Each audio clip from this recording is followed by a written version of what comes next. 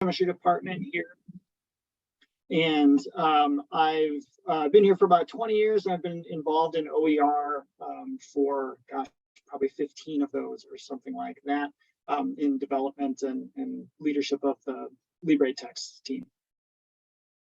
Awesome. Thank you, Brent. And Amber. Hi, my name is Amber Dude. I am currently a postdoc at University of Michigan.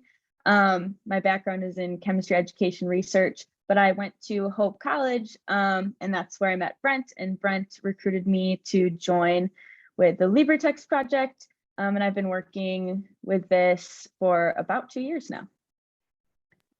Awesome. Thank you. Well, hopefully you see we're going to be very casual here because already we've made a mistake because the next slide is us and an introduction of us, but we've already been there. So we'll move on to our next slide. So it's been a privilege to work with Hope College. We've done this partnership because we're both involved in promoting and supporting open educational resources at our colleges. So we're here today to talk to you about what we've done. Actually, we've done some workshops. We've done them individually. We've done them institution-wide. We've done them for people across the country. So it's pretty exciting. We've been working with an organization called LibreTexts, and they've been supporting this implementation, and it's been absolutely phenomenal. So hopefully you'll learn from our presentation today about how you can host workshops at your college, how you can work on a college-wide adoption, and then we'll open it up to any questions or comments that you have along the way. So I'll hand it over to Brent. Yes. Fantastic. Thanks, Deborah. And so I just, Amber and I are going to talk a little bit briefly here about the sort of workshops that we've helped run for LibreTexts, and a little bit about specifics about sort of executing workshops and sort of things we found here. And then Michael and Deborah will plug in with efforts that they've had at Prince George's, and particularly about doing the getting buy-in from an entire campus. Yeah. So in terms of just executing the workshops, our goal in the workshops that we run is to try to get faculty to be able to actually have developed OER resources for themselves to use in their courses. And so that it's meant to be a very practical kind of tangible outcome kind of thing. So the purpose of the workshop is to provide a venue for each individual faculty to not just learn about OER and how sort of they might use it, but to actually start producing materials that they can use in their courses. And so we have a very sort of hands-on practical bent from that standpoint. And so sort of key elements that we then work into our agenda as we're putting a workshop together is we always open up with something to try to point out the sort of power and utility of OERs and what it is that makes OER in many ways better than a paper textbook. And so we call it sort of textbook of the future is how we talk about this element. And it's really, we have, you know, a lot of the participants coming into the workshops are coming from all different sort of areas and all different levels of experience with OER.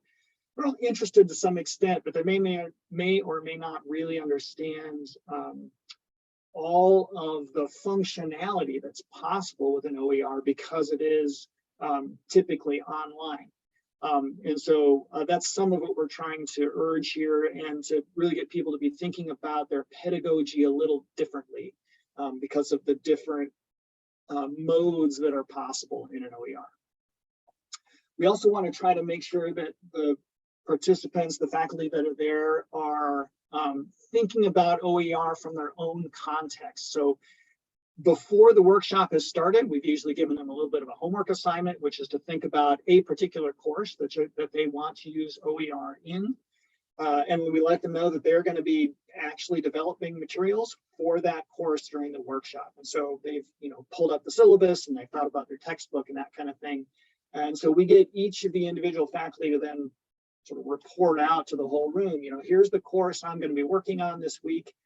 Maybe give a little bit of background on what are the reasons they chose that course as the one that they want to focus on for their OER development. And then we do, you know, the bulk of the workshop is teaching mechanics of just how to get things done. My experience is with LibreTexts, and so that's the particular environment we use, but of course, this could be mapped onto any other environment. But just all the practical things about how you actually get things done in that environment, whatever it is. For LibreTexts, one of the powerful things that it has is what's called a remixer. And so we spend quite a bit of time talking about that. And for those who don't know, the remixer in LibreTexts allows you to take materials that are already in LibreTexts and adapt them to your own version of those materials. So for instance, you can take 2 different textbooks and you can pull the chapters 1 through 5 that you like out of textbook A and 6 through 10 that you like out of textbook B and put them into your own single book. And in fact, they don't have to be numbered like that. You can grab 1, 7, and 4, and you can grab 6, 3, and 8.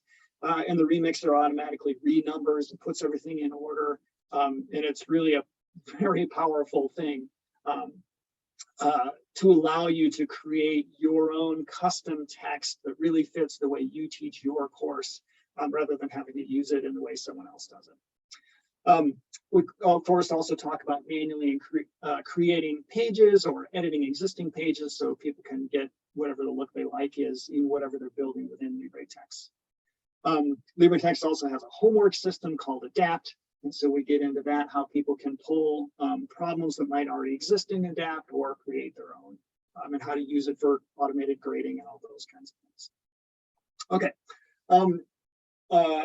Other sort of key points, and I already mentioned this one, is that we have want participants to share their own goals for the workshop. And so that's a key part about centering the workshop on the participants and what they want to get done. And making sure also that all of the participants are sort of engaged with each other. And I'll come back to that in a little bit. We also want to make sure to have a lot of work time. As I mentioned, this is practical. We want everyone to leave with a tangible thing that they have finished. So giving them time to work on that is critical, right? That the time to develop that you never actually get when you're at your own desk, that's what we're trying to provide for you when you're at participating in this workshop with us. Particularly for online workshops, and Amber will talk more about this later, but we also make sure we have office hours so that people can get assistance as they're actually trying to do some of the creation and modifying that they're doing for their own materials. And then I've kind of said this a bunch of times already, but the goal here is to have faculty actually leaving with something done. And maybe the whole course isn't done, but they've gotten over a big part of the hill. And so hopefully it's kind of downhill from there to be able to actually get their course ready to really run in an OER. Go ahead, Deborah, thanks.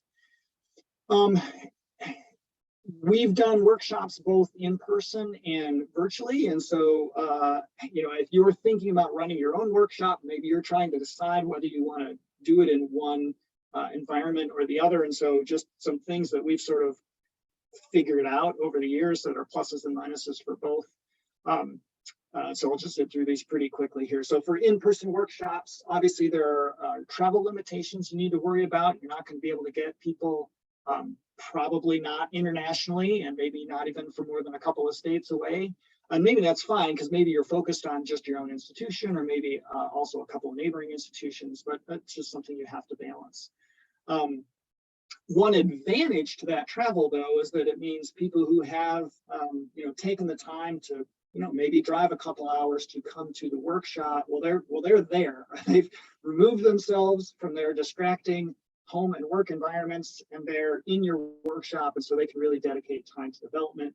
It really, really helps in terms of the generation of finished product at the end of the workshop. Another nice thing about the in-person workshops is that it helps build relationships. So both within the participants and also between the participants and the facilitators, you really get to know each other quite a bit, even just in a sort of 3-day workshop. Really a lot of personal relationship happens. And that helps to form a peer support network. And so obviously the participants in the workshop get to know the facilitators and know that they can reach out to them, but participants also get to know each other. They're all in kind of that same position of just developing some new OER materials. And so they really then are able to lean on each other, 1 week, 1 month, 10 years down the road as they're continuing to work on OER things. And we've had really good success with the in-person workshops. Most of the faculty that attend report that they really have left with a finished product that's, you know, either close or maybe even completely done and ready to go in their courses. Virtual workshops are great because you're not limited by location. You can get people from all over the country, all over the world to attend. Although you do need to worry a little bit about time zone issues. And so you need to think a bit about when during your day are you going to offer this workshop so that it's accessible not just to you, but also to as many of the sort of participants that you're expecting as possible, and also to the people you're expecting to present with you. There's a sort of a downside is you don't develop the personal connections that we do in an in-person workshop. And, you know, we use small breakout rooms a lot and that kind of thing, but still it's just not, you know, it's not the same. You also don't get the dedicated work time that we have in an in-person workshop. And so we've tried to work around that by giving assignments to people. So, you know, we'll finish the session and we give some homework sort of before the next session to try to make sure that people are engaging and really working on that. And then we provide office hours where we'll have some of our facilitators who are available sitting in a Zoom room during a designated time. So participants can come and join that room and get help with mechanical things if they need to. And so one plus side about the virtual workshops is you're reaching a lot of people. The downside of that is you're those people are less engaged outside of the actual presentation time, and therefore you're a little less likely that they're really going to leave with a finished product. And you just have to weigh those two things against each other. And now I'll shift over to Amber. Thanks, Brent. So now that we've talked a little bit about sort of the pros and cons of the virtual and in-person workshops, we wanted to share a little bit about some of the sort of lessons we've learned from our experience with hosting different types of workshops. So starting with virtual workshops, one of the things we've had a problem with, and still have not quite figured out the best solution, but we're working on, is ensuring we have an accurate head count of all of our attendees. So we used to offer all of our workshops completely free of charge, and we would have a Google form, everyone could register, they'd get, you know, their Zoom link. And then based on the head count we got from that, we'd plan out things like having facilitators for breakout rooms for, you know, different help sessions that we have during the workshop. But then we would end up having, for some workshops, maybe like a 20% rate of people actually showing up that registered, which sort of created a logistical problem, because if we had 200 people registered and only 40 people show up, we've done sort of all this work to get volunteers who are experienced OER users that can help everyone out in the breakout rooms. And sometimes we would, and I'll talk about this in a second, like set up different breakout rooms based on like their discipline that they work in. And then we do all that work and then not have all the people show up. So the first thing we tried was to charge a $10 fee to attend the workshop, which was just a little bit of an incentive for people to actually come when they signed up. And that was a little bit logistically challenging because then we had to figure out how are we going to accept payments, things like that. But that did increase our attendance. We had about 75% of the people that registered for that workshop attend. So that was better, but still not perfect. We're still experimenting with that a little bit. What we did with the $10 fee is we sent everyone that wanted one a t-shirt after participating in the workshop. So we're still sort of experimenting, see if we can maybe increase that just a little bit, see if we can find sort of a sweet spot where it's still accessible to everyone, but it's just a little bit more of an incentive for them to attend. And that will help us plan appropriately. But another challenge that goes along with that is how can we engage participants similarly to how we engage them in person, which Brent mentioned a little bit, because the community aspect is really important when you're trying to implement something new. And you might be the only person at your university who's implementing it. So some of the things we tried is having participants present their idea of what they're going to accomplish that week to other participants in a breakout room, and then sort of periodically going back to those breakout rooms throughout a week-long workshop so that they can update and be held accountable and start to build some relationships with the people in that breakout room. But again, that's kind of logistically challenging because sometimes with a virtual workshop, people won't be able to attend the whole time. or they won't show up. So if we set those things up in advance, sometimes we have some issues. I mentioned a little bit ago that we could try putting participants into breakout rooms based on their discipline to hopefully build a little bit of a community based upon that. And then hopefully they've got at least sort of a network of people that they could talk to after the workshop. And so that is something we've tried and we've had some success with, as well as having extra office hours. So LibreTexts has office hours every week, just in general, that people can come to, but during weeks that we've had workshops, we've had extra office hours time so that participants could come and get extra help and build a little bit of a relationship with some of the people who are very familiar with LibreTexts, so then feel comfortable maybe reaching out to them later. And we do usually a 3-day workshop for this, and there's 2 options for that: to do 3 days in a row, or to do like a Monday, Wednesday, Friday sort of thing, so that we have the Tuesday and Thursday off in the middle. And we've been doing that recently so that we can have those extra office hours for an extended time on Tuesdays and Thursdays, and also give people a little bit more time to do some independent work and come back with a little bit more work done on their OER that they're working on. And that's been pretty successful, and we're sticking with the having days off in between, because it does give people a little bit more time to get closer to that finished product. And then logistically, we have a couple of things that you have to consider. Will my virtual environment accommodate all of the participants that I have? So if you have a Zoom account that can only accommodate 100 people and you have 200 people coming to your workshop, that's not going to work. I talked a little bit about having enough facilitators for breakout rooms, making sure that those facilitators, which are across time zones, know that they need to show up at whatever time zone you've set this in, because we have had some issues with that as well with presenters. Oh no, I thought we were in Pacific time, we're in Eastern time, things like that. And let's see. So, and making sure if you have people presenting, the same thing. So there are different logistics that you would have to work out for a virtual workshop that you wouldn't need to for an in-person. But Deborah, you can go to the next slide. In-person workshops also have a lot of logistics, and actually they might be more work than the virtual ones, because if you're having a workshop for people coming from multiple institutions, you need to work out travel, housing, your venue, if you're going to have food options, is it something that you have to charge a fee for? Is it something that you have funding to reimburse people for? This is something that you probably have to start planning at least 6 months in advance, depending on where you're hosting it. If you're at a university that it's really difficult to book a large room, you might have to book that well in advance. You might have to order catering, things like that. So you really do need to, for an in-person workshop, start planning much further out than for virtual. You can throw a virtual workshop together pretty quickly, but there's many things you need to do for the in-person. So that's something to think about.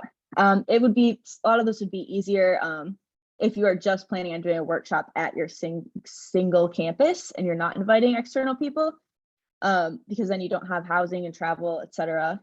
But those are the main things that we've had issues for in-person workshops. In general, there's less hiccups during the workshop because people are in the same time zone, and if they're told to show up, they show up at that time, and things like that. And you don't tend to need anything like breakout rooms or extra facilitators, because you can sort of just, go off in your groups around tables in your room that you're in, and get extra help and talk to each other that way. So while virtual workshops are great because you can include everybody, the in-person workshops are really good for an in-depth sort of building community, getting things put together to implement in a course right away.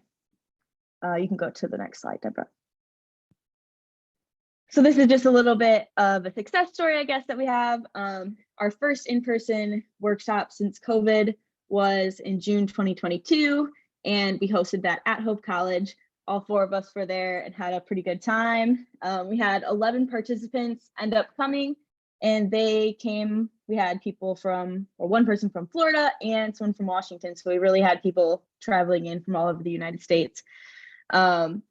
And it did take a lot of planning. Like I said, we probably talked about the date 9 months out, and then we were really getting planning going within 6 months before the workshop started. But overall, we had a very positive experience with this, and our participants, we had them fill out a feedback survey. Everyone had a very positive view, and we felt like we really got to develop a community there. Can you go to the next slide? So we talked about how we are giving workshops where individuals come and learn how to implement OER. But that's really just mostly one person or a couple people from an institution. And what's really challenging is to get buy-in from an entire institution. And that's actually what Deborah and Michael are going to talk about, is their success story over at Prince George's Community College. Thank you, Amber. That is correct. So we were really excited to be a part of the OER movement. We got a lot of great deal of support from LibreTexts and from folks like Brent and from Amber along our journey. One of the things that our provost asked us to do was, how do we move this from a few select faculty members being interested in OERs, and how do we make this effective for the entire college community? Next slide, please.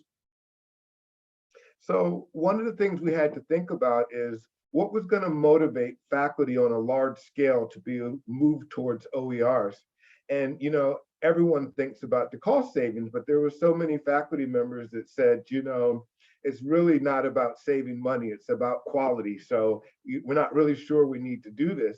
One of the things we found that was really exciting to faculty on a large scale for OER creation was the thought about equity, making sure that everyone had access to their materials on the first day, and the ability to create a story that students could relate to put people like the students experience and look like them in their communities directly in their textbooks. So those were some of the things besides the traditional cost savings that motivated a lot of our faculty members that may not have initially thought about OERs as being viable, but when they began to think about it a different way, it really made them more interested and open. Next slide.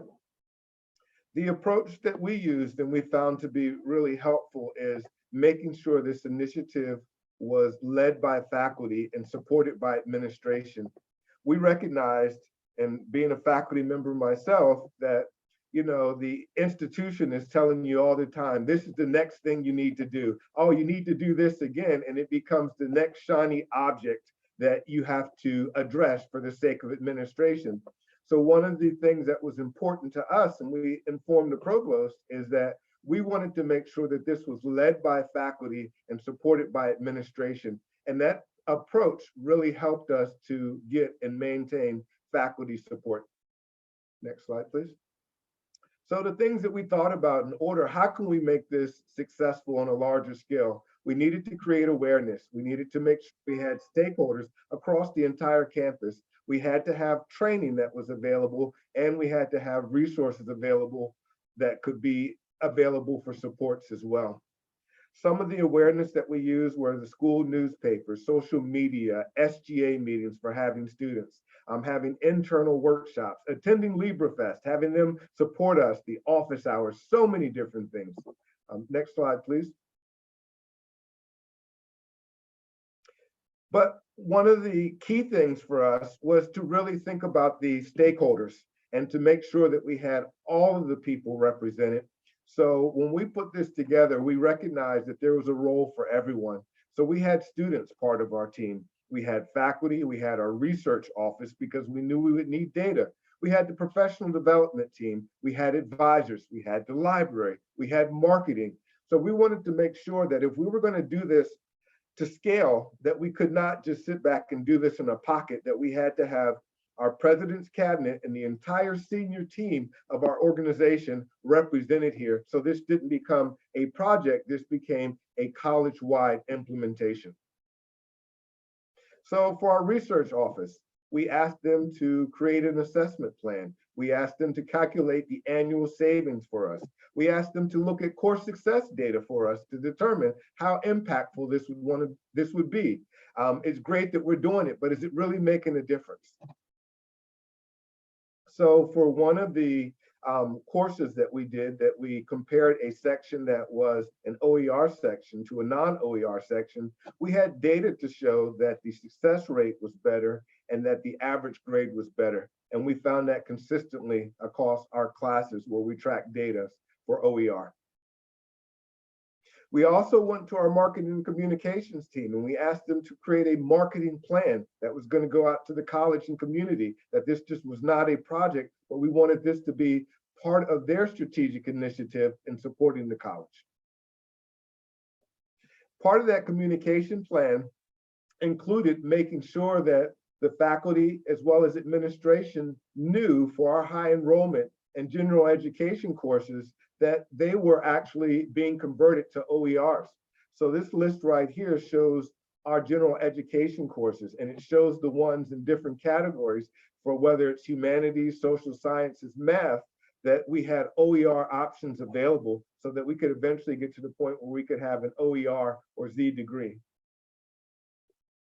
In addition, we communicated information broken down by department and division, because it's one thing when you know that you may not have as many courses developed as you should, right? And it's another thing when this information is being distributed across the entire institution. It can be motivation, it could be encouragement as well. We also partnered with our enterprise technology, and they were not readily in agreement about the importance of this.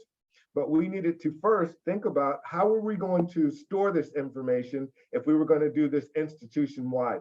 So we had a situation where we didn't know what we were doing. And then we connected with the LibreFest for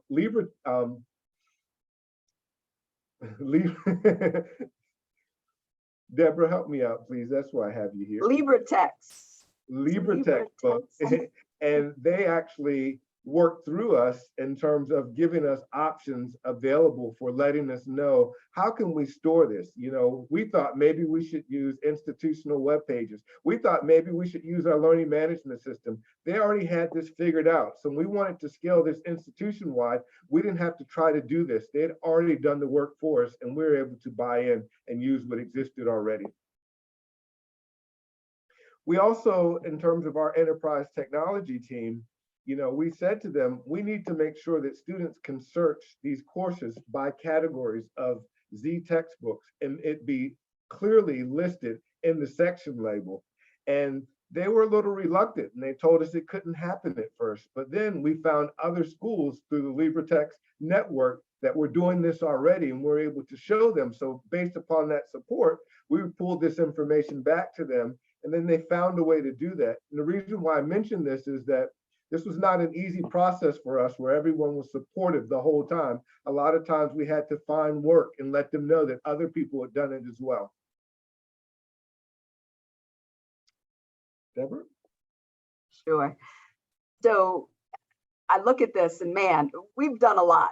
So don't think this was an overnight thing. We have been working at this at Prince George's since 2018. So 4 years in the making, and we've struggled, we've had successes, and it's been a learning process as we've gone through it. So please feel free to ask questions about, what about, because the questions are out there, what about the faculty pushback? What about, all those things that we're not going to talk about unless you ask.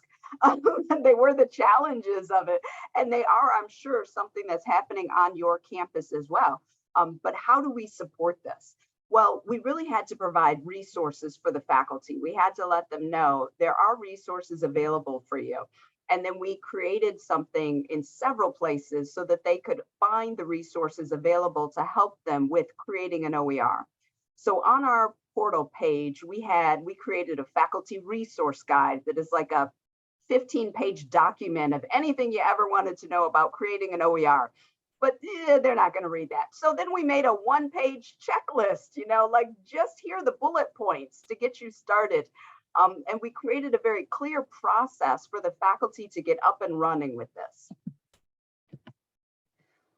Michael touched on briefly the quality aspect. That was a question that we got from the faculty a lot in the beginning. How can you say that this is of good quality? And so we put an evaluation process in place. And The OERs are evaluated 3 times before they actually go to the students. And so everybody knows, okay, it's going to get created, it's going to get looked at by the person that develops it, it's going to get looked at by the chair before they approve it, and then there is an OER team that looks at it as well. So it goes through 3 levels of evaluation before it is accepted and adopted at the college.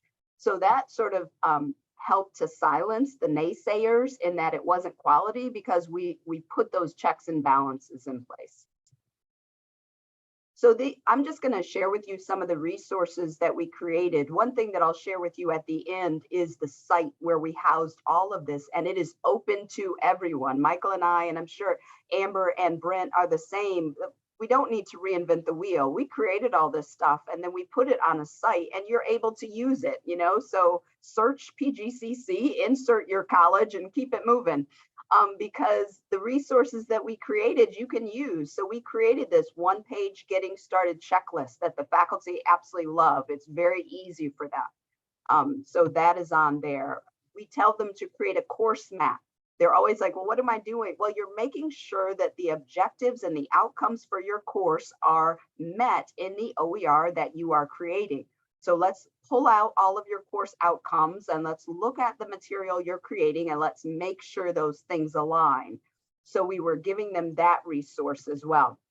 We created checklists and rubrics, and everything is transparent with the faculty. They know you can find this checklist. We're not grading you on something you don't know about. You know from the very beginning, we are going to be looking at your alignment to your course outcomes. We're going to be looking at the quality of the subject matter. We're looking at the technology. We're looking at accessibility, and it's all on there. Oh, and that's the end. Ooh, it wasn't that much longer. Okay. And so Michael, hopefully, is going to put in the chat the link to this Padlet where, yes, where all those resources are housed and all the things that Amber and Brett were saying. I was like, ooh, we need to put that up there as well. If you're thinking about creating a virtual workshop or a 3-day workshop, it is a lot. It is a lot of work, and there are a lot of steps that you have to go through, but we've done it. So we can give you those resources. I could give you, the template for the emails that you send, send this email, 2 months before, send this email 1 month before, send this email 2 weeks out, to make sure that people are responding. And I love what Amber said about, buying the t-shirts. We have all this open swag that we give to people. It's just another incentive and a way to get the idea out there about open. And these are just some of our numbers. These are our latest numbers, and they're very exciting about all the students that we've impacted, all the course sections that we've had, and the savings that we've provided for the students. It's just exciting, and it's a great visual to make people realize what we're doing. It's one that I share at college meetings, college-wide meetings all the time, and it really encourages everybody. Yes, we're in this together. As a college, we have done this. And it really just helps them to say, yeah, I'm part of this and I'm making a difference. So just a few acknowledgments. The Department of Education, this is a huge grant that is sponsored by the Department of Education, and LibreTexts was created out of that. And Delmar Lawson is the owner and creator of LibreTexts, and it is the largest repository of open educational resources available around the world. That is phenomenal. He is the most humble person you'd ever meet. Every time I talk to him, like, do you realize what you've created? I mean, but he has created this amazing repository, and it is free and it is open, and you can go to LibreTexts.org and you can create your own account and you can use those resources. It's there for you. So that is the end of our presentation, but we have some time for questions or comments. I see numbers in the chat, but I can't see what's happening there without blocking out everything. So I'll just pause and see what questions we have regarding the implementations. Yeah, I think Michael has addressed them all already with typing. Travis, if you have a follow-up, feel free to put it in, or if anyone else has a new question, throw it in there and we'll try to get to it.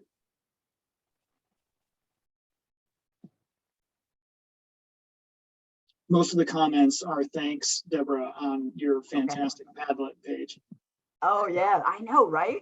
Great resource. I'm telling you. You can, I love Padlet. Padlet, if you don't know about Padlet, you can get 3 for free. I'm all about free.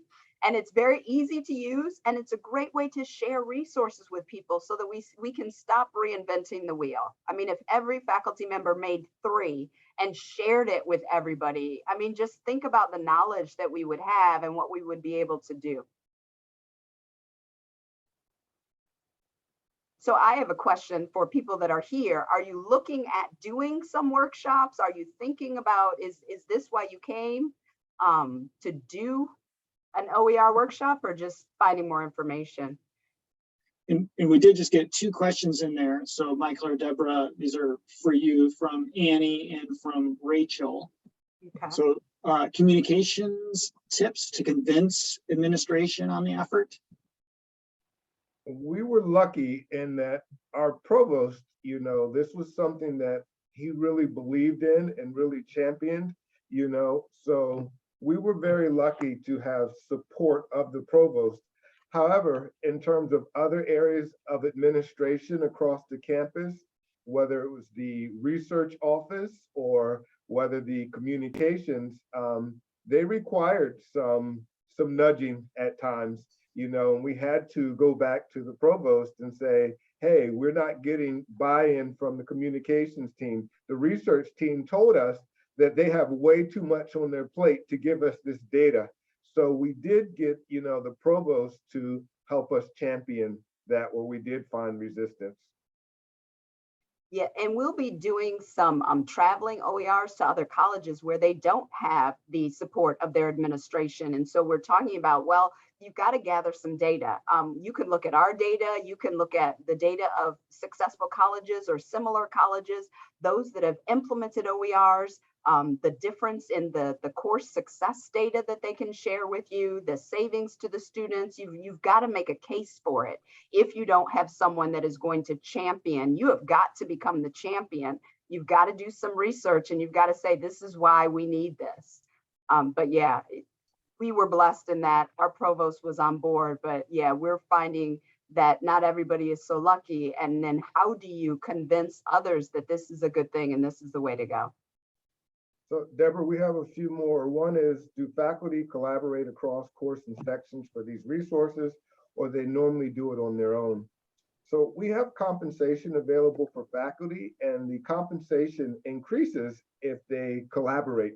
And we also established learning communities within departments or across sections to encourage, you know, faculty to work together. There were some that still wanted to do it on their own, but we tried to put in incentives to try to have people work together as well. Deborah, did you want to add anything? No, I'm good with that one. I did see another one about how do I handle the editing of materials? We've had 2 instructors create OERs, and but they aren't sure about how to get somebody else to edit it. Well, you have to find, I would think, somebody that is qualified in that area, that knows the subject matter, that can look at it, depending on what you're looking at. If you're looking at the quality of the content, then you need to get somebody who is a subject matter expert in that area, a colleague, a chair, a department, a division leader, something like that, that they can look at it. And then for us, and it's on the Padlet as well, we developed a rubric that they could look at. And so they could say, okay, it did this and therefore it gets this. So that it was a little bit more objective. And it wasn't a lot of people's opinions. They were just looking at the rubric and then looking at the OER. And maybe I'll, if you'll permit me, add here too on it depends a bit on platform too. So if you're talking about sort of technically how to make that happen, I'll say that's one of the nice things about LibreTexts that we've enjoyed, is it's because it's cloud-based, the material is there, and there's quite a bit of flexibility about, you could have 2 people working together on the same sort of document page resource. But if there are, you know, 2 different uses for, but similar, you could also, right, the second person can also sort of duplicate that resource, fork it off onto their own, and then they can be editing similar but independently. And LibreTexts is pretty flexible with that. Yeah. Great. I see another question about how do I gather the faculty? Ha, whoever has the answer to that question, please share it with everyone because we need that as well.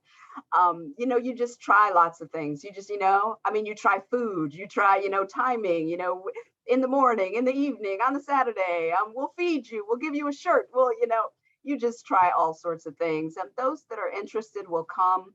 And then you help them to become the champion so that they're telling about it and they're telling their story. And so it continues to grow that way. That really helped us. This was for us, it was quite the snowball effect. Like in the beginning, it was, you know, Michael shouting it and then me shouting it. And then, you know, then we got a few more shouting it. And so it just continued to grow. So find those champions and start there. Definitely. I do professional development at the college and our numbers are, you know, I'm not going to say what our numbers are, but it is a challenge to get faculty to come. And a faculty member sent me an email and they said, thank you for herding the cats. And I'm like, yes, I love my cats, but you're getting on my nerves because it is I can only do so much. The people will choose and your champions will rise to the top. Yeah, and I can add to that.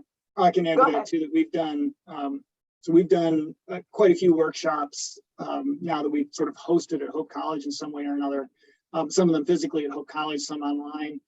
We have far better participation from non-Hope College faculty than, so it's just, you do your best to shout it as widely as you can. And just like Deborah said, whoever comes and you support them and hopefully it grows. Sure. Somebody asked about purchasing a t-shirt. Amber, did you get yours from LibreTexts? I got a notification from UPS that mine was being shipped yesterday. So you did order them from LibreTexts? Yes.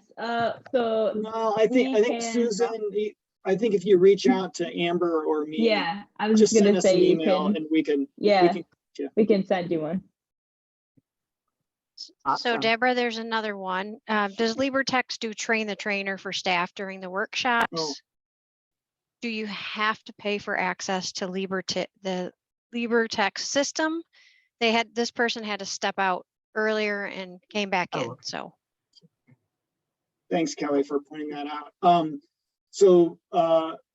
In terms of LibreTexts workshops, we absolutely can do train the trainer workshops. And actually we kind of, part of our goal with our just standard workshops is the idea that because we're giving you so much time to actually do development and to learn the mechanics of the system, that's we kind of think of that as almost train the trainer right there. And so we hope that you're equipped to in fact do workshops at your own institution if you want after you've attended one of our sort of standard workshops.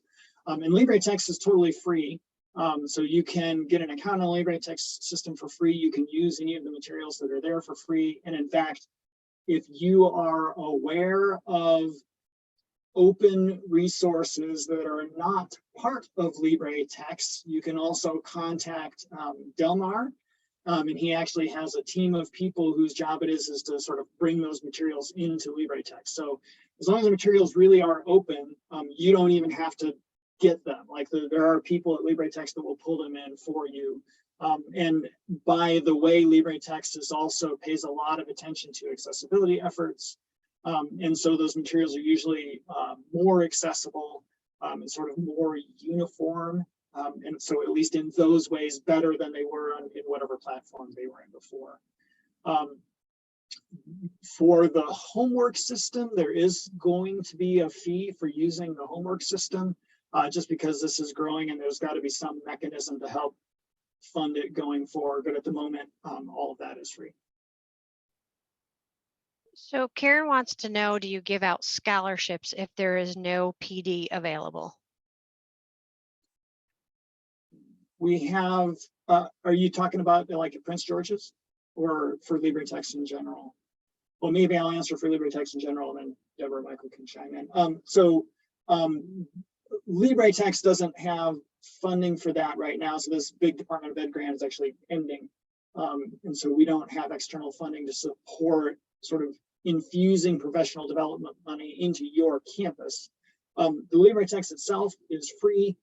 We do these, what we call Libre Fests once or twice a year that have been, some of them have been in person, some are online. So if you just if you follow LibreTexts on Twitter, or if you pay attention to our blog post page, you'll sort of be notified of those events.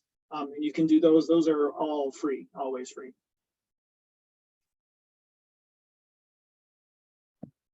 And as far as our campus, right now we are working with the funds from the Department of Ed grant and LibreTexts, but again, we have great support from our administration. We've already talked to them about moving forward, and they still plan to compensate the faculty. So we are getting support from them to compensate the faculty for the OER creation.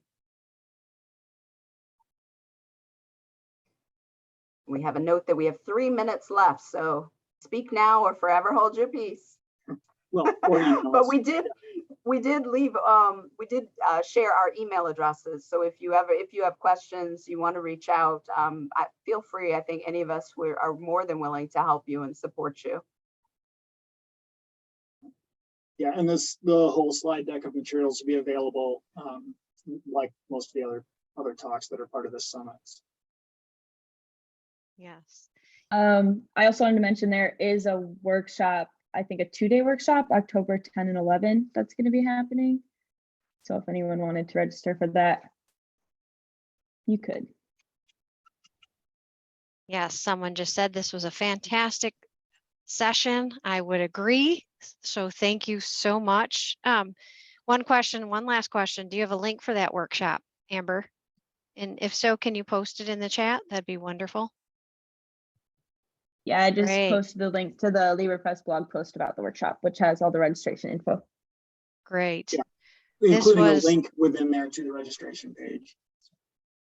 All right, so hopefully you can grab that really quickly. This was a very insightful presentation. We really appreciate the 4 of you joining us this morning, and really value your experiences. Thank you, Thank Kelly. you. And by the way, the registration deadline for that is October 8th. So you still have a week to decide whether you'd want to do that October workshop.